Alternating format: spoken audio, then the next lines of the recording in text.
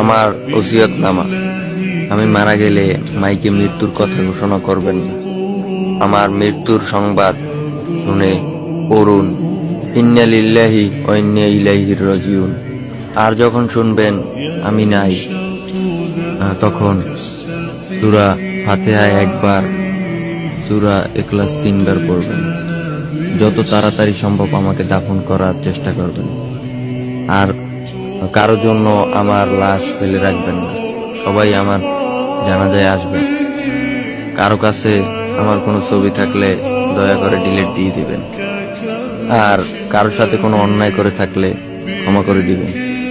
আমার মৃত্যুর পর পিথা অনুযায়ী কোনো প্রকার কুলখানি চল্লিশা বা মৃত্যুবার্ষিকী পালন করবেন না।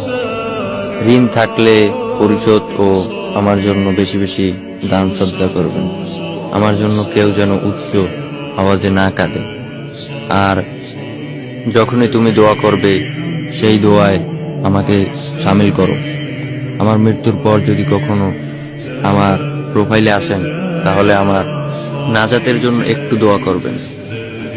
অতঃপর আইডিতে ব্লক দিবেন, লাস্ট একটা মেসেজ দিবেন, আসসালামু আলাইকুম।